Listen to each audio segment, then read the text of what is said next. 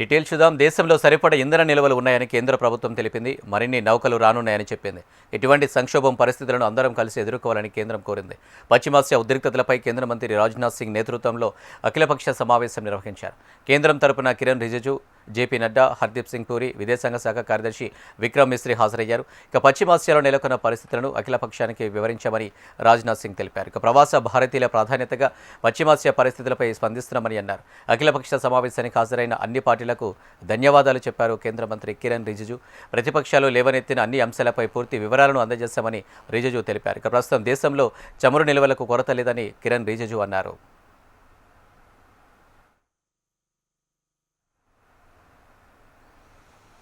యుద్ధ ప్రభావంతో ఇంధన రవాణా సరఫరాపై ఇబ్బందులు నెలకొన్న నేపథ్యంలో కేంద్ర ప్రభుత్వం కీలక నిర్ణయం తీసుకుంది. ఇకపై గృహ వినియోగదారులు పీఎన్జీకి మారాలన్న నిబంధనలను తప్పనిసరి చేసింది.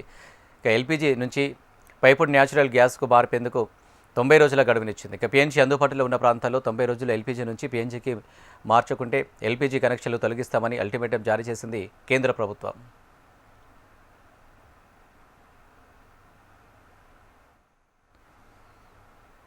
పెట్రోలియం కొరతపై వదంతులు నమ్మొద్దన్నారు పెట్రోలియం శాఖ జాయింట్ సెక్రటరీ సుజాత శర్మ. దేశంలో సరిపడా పెట్రోలియం నిల్వలు ఉన్నాయని స్పష్టం చేశారు. ఇక ప్రజలు 2 రోజులుగా బంకుల దగ్గర క్యూ కడుతున్నారని, కొరత ఉందంటూ వస్తున్న అసత్య ప్రచారాలను నమ్మొద్దని సూచించారు. ఇక పెట్రోల్ ధరలు పెరుగుతున్నాయంటూ వస్తున్న వార్తలపైన స్పందించింది పెట్రోలియం శాఖ. ధరలో పెంపు ఉండబోదని స్పష్టం చేసింది. ఇక ఎల్పీజీ వినియోగం ఉన్న చోట పీఎన్జీ కనెక్షన్లను ఇచ్చేందుకు చర్యలు తీసుకుంటున్నట్లు ప్రకటించింది. पिछले 2 दिनों से हमने देखा है कि कई सारे क्षेत्रों में रिटेल आउटलेट्स या पेट्रोल पंप के बाहर लाइन देखी गई है और पैनिक बाइंग भी ऑब्जर्व की गई है। मैं देशवासियों को विश्वास दिलाना चाहती हूं कि हमारे पास पेट्रोल और डीजल पर्याप्त मात्रा में उपलब्ध है। कहीं पर भी किसी पेट्रोल पंप पर कोई कमी नहीं है। पेट्रोल पंप को सप्लाई करने वाले टर्मिनल्स पर भी पर्याप्त मात्रा में उपलब्ध है। पेट्रोल और डीजल के प्राइस में कोई बढ़ोतरी नहीं की गई है। आप लोगों के माध्यम से मैंने पहले भी बताया है कि पीएनजी एक्सपेंशन पर भारत सरकार का जोर है और इसीलिए इसी क्रम में कई सारे स्टेप्स भी लिए गए हैं। बहुत सारी कंपनियों ने बहुत सारे इंसेंटिव्स जैसे फ्री गैस 500 रुपए तक की या सिक्योरिटी डिपॉजिट वेवर जैसी चीजें अनाउंस की हैं। पीएनजी कनेक्शन को बढ़ावा देने के लिए भारत सरकार ने कल एक और गजट नोटिफिकेशन जारी किया गया है। इसका मुख्य उद्देश्य सभी स्टेट्स में पीएनजी कनेक्शन से संबंधित एप्लीकेशन फीस, अप्रूवल टाइमलाइंस को स्ट्रीमलाइन करने का प्रयास है। इन सभी whatever steps have been taken till now have started showing us good results. पिछले लगभग 25 दिनों में 2.5 लाख नए कनेक्शन दिए गए हैं। इसके अलावा लगभग 2,20,000 ऐसे कंज्यूमर्स हैं जो एलपीजी से पीएनजी पर शिफ्ट हुए हैं।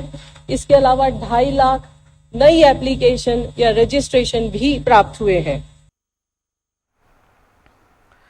పార్టీ మారలేదన్న 7 బీఆర్ఎస్ ఎమ్మెల్యేలకు హైకోర్టు నోటీసులు జారీ చేసింది.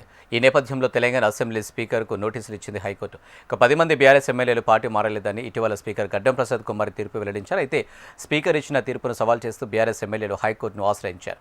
పార్టీ మారలేదన్న దానం నాగేందర్, అరికపుడు గాంధీ, కాల యాదయ్య, ప్రకాష్ గౌడ్, పోచారం శ్రీనివాసరెడ్డి, బండ్ల కృష్ణమోహన్ రెడ్డి, తెల్ల వెంకట్రావులపై పిటిషన్ దాఖలు చేయగా వెంటనే కౌంటర్ దాఖలు చేయాలని పార్టీ మారలేదన్న 7 ఎమ్మెల్యేలకు హైకోర్టు ఆదేశించింది. ఇక తదుపరి విచారణను వచ్చే నెల 16కు వాయిదా వేసింది ధర్మాసనం.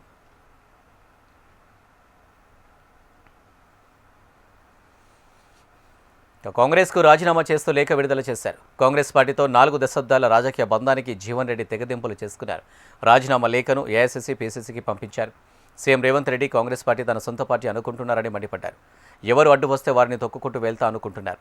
ఎవరిని తొక్కుతారు, ఎంతమందిని తొక్కుతారని ప్రశ్నించారు. జగిత్యాల ఒక్కసారి నినదించి వస్తే తొక్కగలుగుతారా అన్నారు. 24 నెలలుగా కాంగ్రెస్ పార్టీలో అనేక అవమానాలు ఎదుర్కొన్నారని కార్యకర్తల సమావేశంలో ఉద్వేగంగా మాట్లాడారు.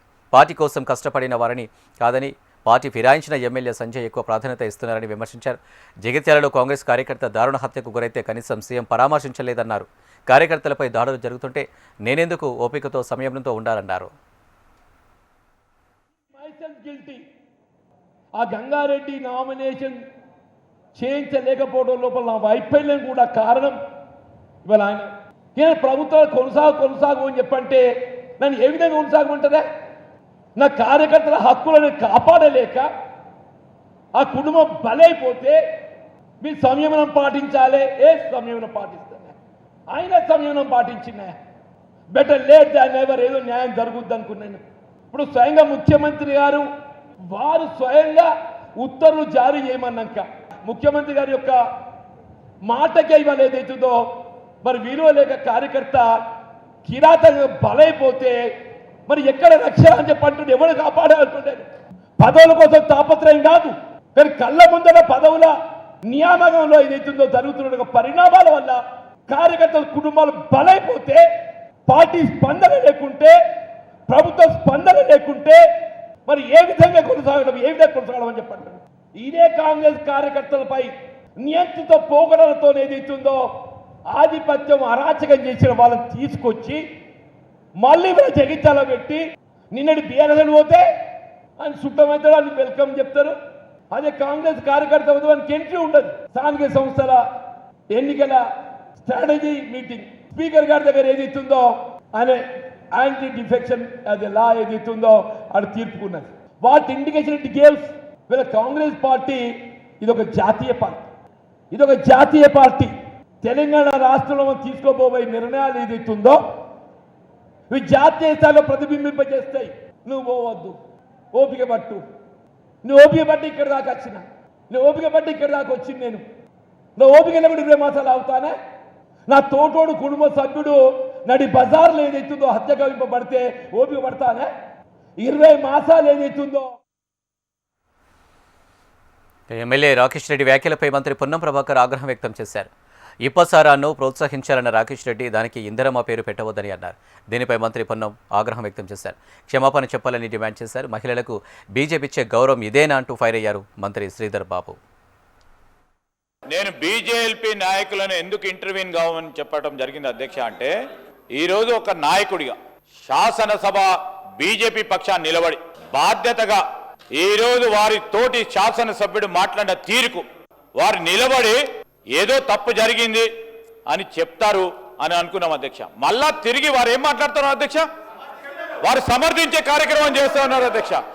ఏంది అధ్యక్ష ఇది? అరే ఏం మాట్లాడుతూ ఉన్నారు? మీరు పక్కనే ఉన్నారు, ఏమి వింటారు అంటారు? పొన్నం ప్రభాకర్ గారు స్పష్టంగా విని మాట్లాడిండ్రు. శ్రీహరి గారు కూడా స్పష్టంగా వినే మాట్లాడుతూ ఉన్నాం అధ్యక్ష. ఈరోజు మేము అడ్డగోలుగా స్వీపింగ్ రిమార్క్స్ చేయాలని అనుకోవటం లేదు. అరే ఏంది నా మొత్తం 119 మందికి ఈ రూల్స్ ప్రొసీజర్స్ అందరికీ తెలుసనే అభిప్రాయంతో పోతాం. మీలాగా మాకే తెలుసని మేము ముందుకు పోము. నేను మీకు తెలిసే కాకుంటే నేను ఇది 5వ సారి శాసనసభ్యుడిగా ఉన్నా. గుర్తుపెట్టుకోండి, నేను ఒక్కసారో 2 సార్లు నిలబడుకొని రాలేదు. వెంకటరమణారెడ్డి గారు ఈరోజు మీకు తెలుసు మాకు తెలుసు అని కాదు, అనేక సందర్భాల్లో ప్రతిపక్షంలో కూర్చున్నా, అనేక సందర్భాల్లో ఇక్కడ కూర్చున్నా మాకు సభా సాంప్రదాయాల గురించి ప్రొసీజర్స్ గురించి చెప్పేటప్పుడు. తెలంగాణలో ఇంధన కొరత లేదని, రాష్ట్ర ప్రజలు భయపడాల్సిన అవసరం లేదన్నారు మంత్రి ఉత్తమ్ కుమార్ రెడ్డి. ఎప్పటికప్పుడు ప్రభుత్వం చర్యలు తీసుకుంటుందని తెలిపారు. 2 నెలలకు సరిపడా పెట్రోల్, డీజిల్ ఉందని వెల్లడించారు. పెట్రోల్ బంకుల దగ్గర ప్రజలు క్యూలు కట్టొద్దని మంత్రి ఉత్తమ్ సూచించారు. అనవసరంగా డ్రమ్ములు, కంటైనర్లలో పెట్రోల్ నింపితే కఠిన చర్యలు ఉంటాయని మంత్రి ఉత్తమ్ హెచ్చరించారు.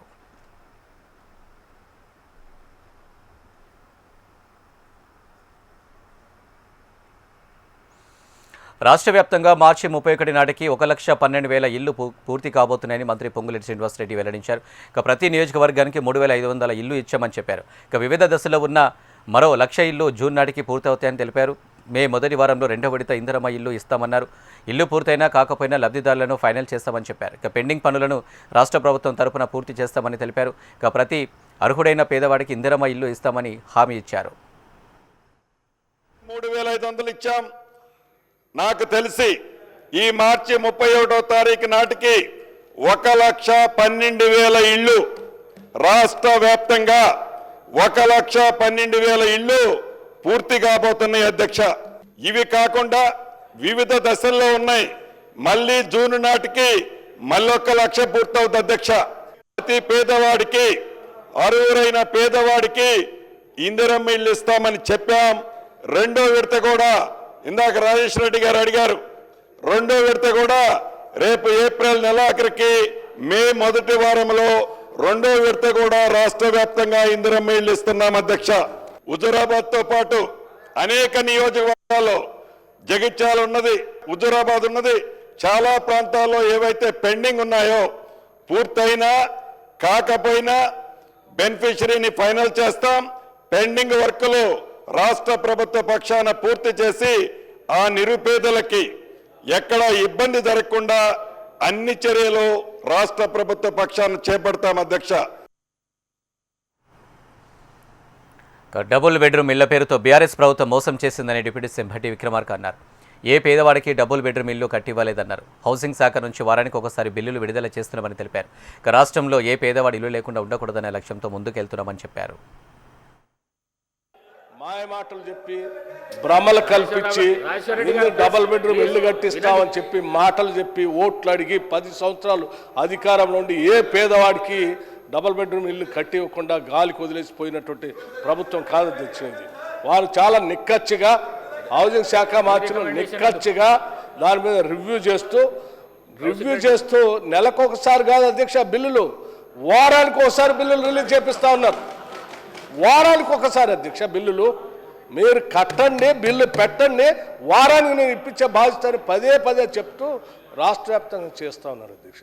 ఇంత ఉన్నతమైన కార్యక్రమం అధ్యక్ష. రాష్ట్రంలో ఉన్నటువంటి పేదవాళ్ళు అధ్యక్ష, గూడు లేనటువంటి వాళ్ళు ఆత్మగౌరవంతో బతకాలని, ఈ రాష్ట్రంలో ఏ పేదవాడు కూడా ఇల్లు లేకుండా ఉండకూడదనేటువంటి ఒక ఉన్నతమైనటువంటి ఆశ ఆలోచనతో 22,500 కోట్ల రూపాయలు ఖర్చు అవుతున్నప్పటికి కూడా, అంత పెద్ద భారమైనప్పటికి కూడా తప్పనిసరిగా ఈ రాష్ట్రంలో ఉన్న ప్రతి పేద కుటుంబం మన కుటుంబమే వాళ్ళ కోసం కట్టాలనేటువంటి ఆలోచనతో అంత భారాన్ని మోస్తూ పనిచేస్తూ ఉంటే అభినందించాల్సింది పోయి మీరు నియోజకవర్గానికి 4.5 లక్షలు ఇల్లు ఇస్తా అన్నారు, ఇవ్వట్లేదు, బిల్లులు తగ్గి అధ్యక్ష.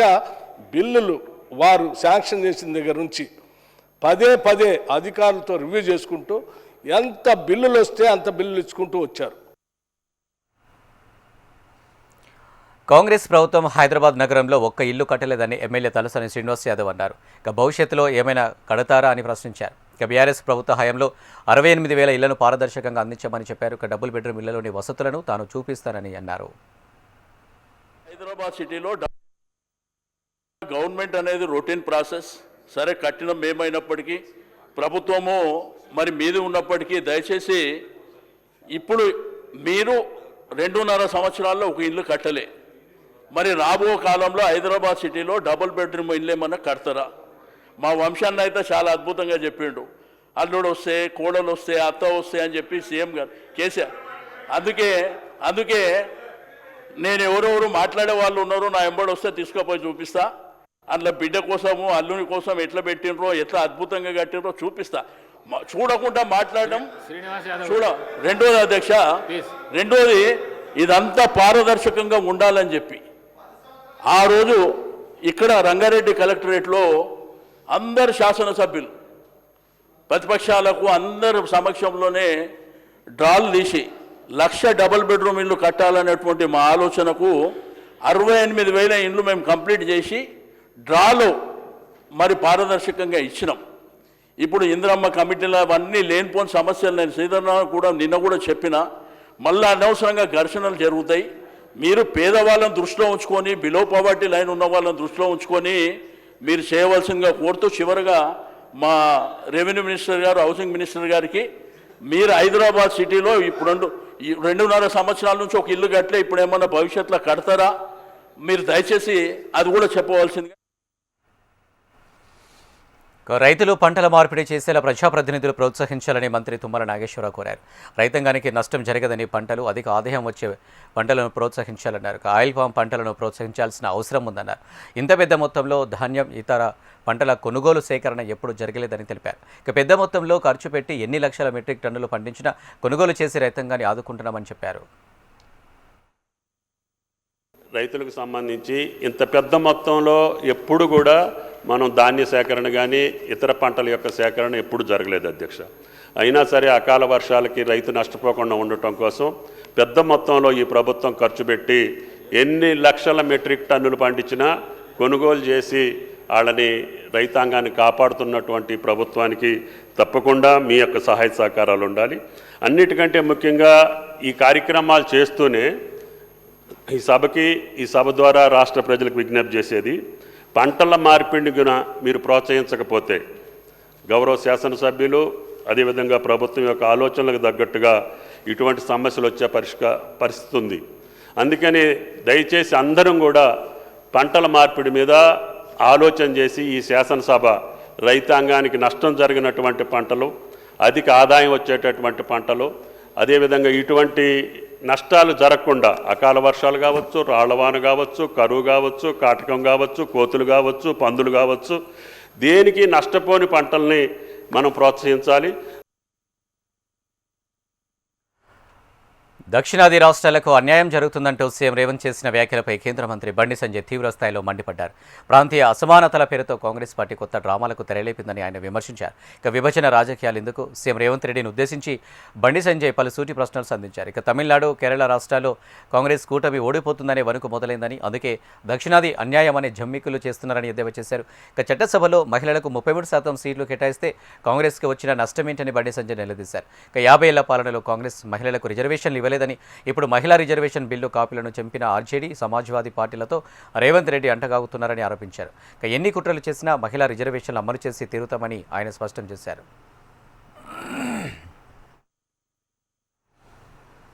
ఇక డీలిమిటేషన్పై కొందరు అవగాహన లేకుండా మాట్లాడుతున్నారని ఫైర్ అయ్యారు ఎంపీ రఘునందన్ రావు. 543 సీట్లు చేసింది ఎవరో రేవంత్కు తెలుసా అని ఆయన ప్రశ్నించారు. అన్ని రాష్ట్రాలకు సమానంగా 50% డీలిమిటేషన్ చేస్తామంటే తప్పుడు ప్రచారం చేస్తున్నారని మండిపడ్డారు. ఉత్తరాదిన సీట్లు ఎక్కువ పెరుగుతాయి, దక్షిణాదిన తక్కువ పెరుగుతాయి. దక్షిణాది రాష్ట్రాలు జనాభా నియంత్రణను పాటించినాయి కాబట్టి సీట్లు తక్కువ అవుతాయని నిన్నటిదాకా గగ్గోలు పెట్టారు. వాళ్ళే ఊహించుకుంటారు. ఎవరు చెప్పకంటే ముందు వాళ్ళే చెప్పారు. మొన్నటిదాకా నడిపారు చర్చ. ఏమని? జనాభా ప్రాతిపదికన చేస్తే బీహార్లో ఎక్కువ పెరుగుతాయి, ఉత్తరప్రదేశ్లో ఎక్కువ పెరుగుతాయి, ఉత్తర భారతంలో ఎక్కువ పెరుగుతాయి, దక్షిణ భారతంలో తక్కువ అవుతాయని మొన్నటిదాకా ప్రజల్ని మభ్యపెట్టేటువంటి కార్యక్రమం చేశారు. ఇప్పుడు భారత ప్రభుత్వం ఒక నిర్ణయాన్ని అధికారికంగా చెప్పింది. Yes, we are going to do the delimitation. ఏ రాష్ట్రంలో ఎన్ని సీట్లు ఉన్నాయో జనాభాతో సంబంధం లేకుండా ఒక రాష్ట్రంలో ఉన్నటువంటి సీట్లలో సగం సీట్లని కొత్తగా యాడ్ చేస్తూ రాష్ట్రాలలో డీలిమిటేషన్పై కాంగ్రెస్ తప్పుడు ప్రచారం చేస్తుందని బీజేపీ రాష్ట్ర అధ్యక్షులు రామచంద్రరావు మండిపడ్డారు. జనాభా, ప్రాంతం ప్రాతిపదికన పునర్విభజన జరగదని, ఈ ప్రక్రియలో దక్షిణాది రాష్ట్రాలకు సీట్లు తగ్గే పరిస్థితి ఉండబోదని స్పష్టం చేశారు. నియోజకవర్గాల పునర్విభజన అనేది ప్రతిసారి జనగణన తర్వాత జరిగే రాజ్యాంగబద్ధ ప్రక్రియ అని అన్నారు. కమర్షియల్ సెక్టార్లో ఒక 20%, 30% వరకే సప్లై ఉంది. మిగతా డొమెస్టిక్లో ఎవరికి కూడా కొరత ఉండదు. కాకపోతే 2-3 రోజులు ఆలస్యం కావచ్చు, అంతేగాని గ్యాస్ కొరత లేదు. మన దగ్గర అన్నీ కూడా నిలువ ఉన్నాయి. భారతదేశంలో నరేంద్ర మోదీ గారు కూడా పార్లమెంట్ చాలా స్పష్టంగా చెప్పారు. బీపీసీఎల్లో ఉన్నటువంటి అధికారులు చెప్తున్నారు, అదేవిధంగా ఇతర అధికారులు చెప్తాను, ఇతర కంపెనీ వాళ్ళ అధికారులు చెప్తా ఉన్నారు. రాష్ట్ర ప్రభుత్వంలో కూడా సివిల్ సప్లై సెక్రటరీ వాళ్ళందరూ కూడా చెప్తా ఉన్నారు. పర్యాటక శాఖపై సీఎం చంద్రబాబు రివ్యూ నిర్వహించారు. సమీక్షకు మంత్రి Kandula Durgesh, tourism development corporation chairman Nookasani Balaji, ఆ శాఖ ఉన్నతాధికారులు హాజరయ్యారు. ఇక రాష్ట్ర పెట్టుబడుల ప్రోత్సాహక బోర్డుతో ఆమోదం తెలిపిన ప్రాజెక్టులు వేగంగా పూర్తి చేయాలని సీఎం దిశానిర్దేశం చేశారు. 2029 నాటికి 50,000 హోటల్ గదుల నిర్మాణ లక్ష్యాన్ని చేరుకోవాలని సూచించారు. విశాఖ, తిరుపతిలో అమ్యూజ్మెంట్ పార్కుల ఏర్పాటుకు యాక్షన్ ప్లాన్ తయారు చేయాలని ఆదేశించారు. కారవాన్ల రిజిస్ట్రేషన్లు, కారవాన్ పార్కుల ఏర్పాటు అంశంపై సీఎం పలు సూచనలు చేశారు. అటవీ, దేవాదాయ శాఖల సమన్వయంతో ఏకో టెంపుల్ టూరిజానికి ప్రోత్సాహం ఇచ్చేలా ప్రాజెక్టులు చేపట్టాలని స్పష్టం చేశారు. ఇక ప్రసాద్ స్వదేశ్ దర్శన్ స్కీమ్స్ కింద వివిధ దేవాలయాలు, దర్శనీయ స్థలాల అభివృద్ధి ప్రాజెక్టులను మరో 2 నెలల్లో సిద్ధం చేయాలని అన్నారు. ఇక ఆ 2 పథకాల కింద మరో 663 కోట్ల రూపాయల కేంద్రానికి ప్రతిపాదనలు పంపినట్లు పర్యాటక శాఖ అధికారులు వివరించారు. ఇక గండికోట, సూర్యలంక, అరకు, బొర్రగుహలు తదితర ప్రాంతాలను ప్రముఖ పర్యాటక కేంద్రాలుగా తీర్చిదిద్దాలని దిశానిర్దేశం చేశారు. ఇక గోదావరి పుష్కర ఘాట్తో పాటు హావ్లాగ్ బ్రిడ్జిపై పర్యాటకులను అనుమతించే పనులు ఏడాది డిసెంబర్ కల్లా పూర్తి చేయాలని అధికారులకు సీఎం చంద్రబాబు సూచించారు. రాష్ట్రంలో ఆలయాల పవిత్రతను సంరక్షించేందుకు కృషి చేస్తున్నామని డిప్యూటీ సీఎం పవన్ కళ్యాణ్ అన్నారు. ఇక విజయనగరం జిల్లా రామతీర్థం గిరి ప్రదక్షిణ మార్గాన్ని ఆయన వర్చువల్గా ప్రారంభించారు. ఇక సీతారామునిపేట కూడలి నుంచి నీలాచలం కొండ వరకు సుమారు 3.70 కిలోమీటర్ల మేర గిరి ప్రదక్షిణ మార్గాన్ని నిర్మించారు. ఇక భక్తుల ఇబ్బందులు తొలగించడానికి రహదారిని మంజూరు చేశామని పవన్ తెలిపారు. ఈ రూపంలో రామునికి సేవ చేసుకునే భాగ్యం కలిగిందని పేర్కొన్నారు. సనాతన ధర్మ పరిరక్షణకు పవన్ కళ్యాణ్ ఎంతగానో కృషి చేస్తున్నారని, ఆలయాల అభివృద్ధికి సహకరిస్తున్న అధికార యంత్రాంగానికి ఎమ్మెల్యే మాధవి కృతజ్ఞతలు తెలియజేశారు. ప్రభుత్వం రామతీర్థాలుగానే రాముడి తల సరిచేయడం జరిగింది, మనకు గుర్తుండిపోయింది. ఈ రోజు దశాబ్దాలు అడుగుతా ఉన్నారు. ఈ రోడ్డు 3.70 కిలోమీటర్ల రోడ్డు రాళ్ళు రప్పలతోటి ముళ్ళ కప్పలతో నిండిపోయిన రోడ్డు చాలా కష్టంగా ఉండేది. ఆ గిరి ప్రదక్షిణకి భక్తులు కష్టమైనా సరే ఆ మార్గంలో నడిచేవాళ్ళు. ఈ విషయాన్ని స్థానిక శాసనసభ్యురాలు శ్రీమతి లోకమాధవి గారితో కొంతమంది భక్తులు దృష్టికి తీసుకొస్తే అది మన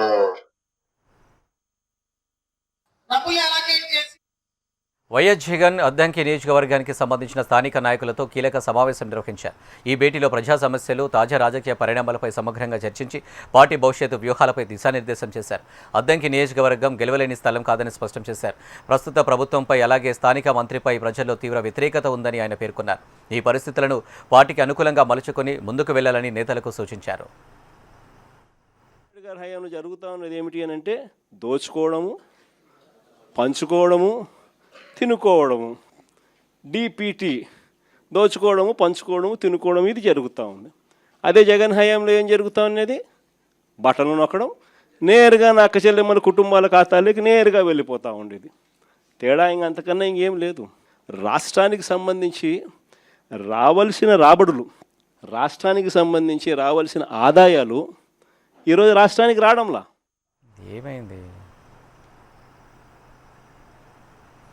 అరటి రైతులకు మద్దతుగా కడపలో ఏపీసీసీ చీఫ్ వైఎస్ షర్మిలారెడ్డి వినూత్న ప్రదర్శన చేశారు. అరటి రైతులకు గిట్టుబాటు ధర కల్పించాలని డిమాండ్ చేస్తూ అరటి గేలలు లోడ్ చేసిన వాహనాన్ని స్వయంగా నడుపుకుంటూ కలెక్టర్ కార్యాలయానికి వెళ్లారు. అరటి గేలలతో జాయింట్ కలెక్టర్ను కలిసి షర్మిల వినతి పత్రం అందజేశారు.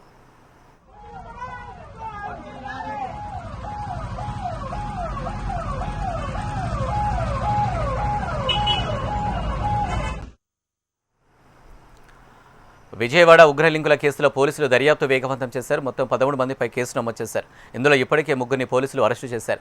ఇతర నిందితుల కోసం దేశవ్యాప్తంగా 9 ప్రత్యేక బృందాలతో గాలిస్తున్నారు. మరో 10 మందిని పోలీసు ప్రత్యేక బృందాలు అదుపులోకి తీసుకున్నారు. ప్రస్తుతం నిందితులను ప్రత్యేక బృందాలు విచారిస్తున్నాయి. ఇక ఈ కేసులో హైదరాబాద్లో కూడా ఓ మహిళను పోలీసులు అదుపులోకి తీసుకున్నారు. హైదరాబాద్ చెంచల్గూడకు చెందిన సయీదా బేగం అనే మహిళను కౌంటర్ ఇంటెలిజెన్స్ అధికారులు అరెస్టు చేసి విజయవాడకు తరలించారు. ఇక విజయవాడలో అరెస్ట్ అయిన 3 యువకులతో సయీదాకు లింకులు ఉన్నట్లు కూడా తెలుస్తోంది. కాకినాడ జిల్లా కోటనందూరు మండలంలోని ఓ గ్రామంలో అత్యాచారానికి గురైన దివ్యాంగ మహిళను రాష్ట్ర మహిళా కమిషన్ రాయపాటి శైలజ పరామర్శించారు. తునిలో ఓ ప్రైవేటు ఆసుపత్రిలో చికిత్స పొందుతున్న బాధితురాలి ఆరోగ్య పరిస్థితిపై వివరాలను వైద్యులు అడిగి తెలుసుకున్నారు. గత 5 రోజులుగా అపస్మారక స్థితిలో ఉన్న బాధితురాలు ఇప్పుడిప్పుడే కోలుకుంటుందని వివరించారు. అత్యాచారం జరిగిన సమయంలో ఆమె తలకు గాయం కావడంతో చెయ్యి, కాలు పక్షపాతానికి గురైందని ఫిజియోథెరపీ అందిస్తున్నామన్నారు. ఇక 16 ఏళ్ల బాలుడి ఘాతుకానికి పాల్పడ్డాడని ప్రాథమికంగా పోలీసులు గుర్తించారన్నారు. ఇక బాధితురాలు కోలుకుంటే అన్ని వివరాలు తెలుస్తాయని, ఈ దారుణానికి పాల్పడిన వారిని కఠినంగా శిక్షిస్తామన్నారు. 8వ తారీఖు ఏదైతే ఒక ఇన్సిడెంట్ జరిగిందో, సంగవాక విలేజ్ పాతకొట్టం పంచాయతీ, సో 35 ఏళ్ల మహిళ మీద అత్యాచారం జరిగింది. తను తోటలోకి వెళ్ళినప్పుడు, అంటే ఫిజికల్లీ డిసేబుల్, తను మూగా, చెవిటి. సో ఇంట్లో వాళ్ళు ఎంతకీ రాకపోతే వెళ్ళి చూస్తే అక్కడ తోటలో అన్కాన్షియస్గా పడుండి బట్టలు లేకుండా ఉండింది. సో వెంటనే హాస్పిటల్ తీసుకెళ్ళి స్కాన్ చేపిస్తే బ్రెయిన్లో బ్లీడ్ అని తెలిస్తే, సో ఇక్కడ I think Tuni neuro hospital, Guru neuro hospital. దేశ సౌర మాడ్యూల్ తయారీ సామర్థ్యం 3 గీగావాట్ల నుంచి 172 గీగావాట్లకు పెరిగిందని కేంద్ర నూతన పునరుత్పాదక ఇంధన శాఖ మంత్రి ప్రహ్లాద్ జోషి తెలిపారు. ఇక యూపీఏ హయాంలో సున్నాగా ఉన్న సోలార్ సెల్ తయారీ సామర్థ్యం ఇప్పుడు 27 గీగావాట్లకు పెరిగిందని చెప్పారు. ఇక యూపీఏ హయాంలో కేవలం 2.8 గీగావాట్లుగా ఉన్న మొత్తం పౌర విద్యుత్ ఉత్పత్తి సామర్థ్యం ఇప్పుడు 144 గీగావాట్లకు పెరిగిందన్నారు. ఇక పవన విద్యుత్ రంగంలో ఇక యూపీఏలో హయాంలో 21 గీగావాట్లుగా ఉన్న సామర్థ్యం ప్రస్తుతం 55 గీగావాట్లకు పెరిగిందని మంత్రి లోక్సభలో వివరించారు. ओवरऑल सोलर इलेक्ट्रिसिटी जनरेशन इनके कालखंड में 2.8 गीगावाट था, आज कितना है? 144 गीगावाट है सर, 144 गीगावाट। विंड का इनके कालखंड में 21 था, आज 55 गीगावाट है। అర్హులైన ప్రయాణికులందరికీ టికెట్లు లభించేలా చర్యలు తీసుకుంటున్నట్లు కేంద్ర రైల్వే శాఖ మంత్రి అశ్విని వైష్ణవ్ తెలిపారు. ఐఆర్సీటీసీ పోర్టల్ నుంచి దాదాపు 4 కోట్ల నకిలీ ఖాతాలను తొలగించినట్లు తెలిపారు. సౌకర్యవంతమైన సేవలను అందుబాటులోకి తీసుకొచ్చేందుకు ప్రభుత్వం కృషి చేస్తుందన్నారు. 2025-26 ఆర్థిక సంవత్సరంలో దేశవ్యాప్తంగా 75,000 ప్రత్యేక రైలు సర్వీసులను నడిపామని లోక్సభలో వెల్లడించారు. और माननीय अध्यक्ष जी, ये जो करंट फाइनेंशियल ईयर चल रहा है, इसमें ऑलरेडी अब तक 75,000 स्पेशल ट्रेन चलाई जा चुकी है। टिकट को तुरंत लेना चाहते हैं, उसके ऊपर बहुत कड़ी कार्रवाई हुई है। 3 करोड़ से ज्यादा फेक अकाउंट आईआरसीटीसी में जो थे, 3 करोड़ से ज्यादा फेक अकाउंट हटाए गए। ఇవి అప్డేట్స్. మరిన్ని అప్డేట్స్ కోసం చూస్తూనే ఉండండి HM TV.